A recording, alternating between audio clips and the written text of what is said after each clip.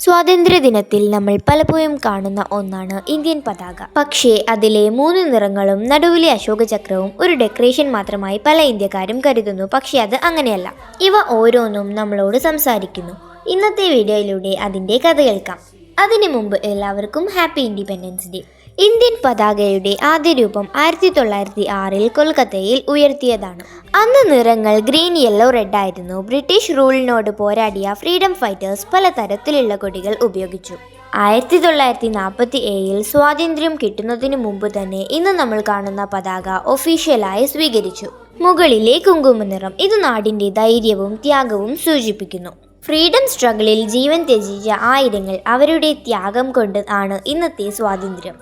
നടുവിലെ white colour ഇത് സമാധാനം, സത്യസന്ധത, ഹോണസ്റ്റി എല്ലാം സൂചിപ്പിക്കുന്നു. സ്വാതന്ത്ര്യം നേടിയ ശേഷം നമ്മുടെ ലീഡേഴ്സ് ഒരു പീസ്ഫുൾ ജസ്റ്റ് സൊസൈറ്റിയെ സ്വപ്നം കണ്ടു. വൈറ്റ് കളർ നമ്മളെ ഓർമ്മപ്പെടുത്തുന്നത് പവർ കിട്ടിയാലും നീതി പാലിക്കുക എന്നതാണ്. താഴത്തെ പച്ചനിറം വികാസവും പ്രകൃതി സ്നേഹവും സൂചിപ്പിക്കുന്നു. ഇന്ത്യ ഒരു കാർഷിക രാഷ്ട്രമാണ്. നമ്മുടെ ലാൻഡിൻ്റെ ഫെർട്ടിലിറ്റി, ഫാമേഴ്സിൻ്റെ ഇമ്പോർട്ടൻസ് എല്ലാം ഇതിൽ അടങ്ങിയിരിക്കുന്നു. കൊടിയുടെ നടുവിലെ നീല അശോക ചക്രം ഇതിന് 24 സ്പോക്സ് ആണുള്ളത്. ഓരോ സ്പോക്സും 24 ഗുണങ്ങളെ സൂചിപ്പിക്കുന്നു. സത്യസന്ധത, ധൈര്യം, സഹനശക്തി, കമ്പാഷൻ, അങ്ങനെ കുറേ ഗുണങ്ങൾ. ചക്രം ഒരിക്കലും നിർത്താതെ തിരിയുന്നു. അതുപോലെ നമ്മളുടെ രാജ്യവും മുന്നോട്ട് പോകണം. ഇത് വെറും ഒരു പതാകയല്ല, നമ്മുടെ ചരിത്രത്തിൻ്റെ, സംസ്കാരത്തിൻ്റെ, ഫ്യൂച്ചറിൻ്റെ പ്രതീകമാണ്.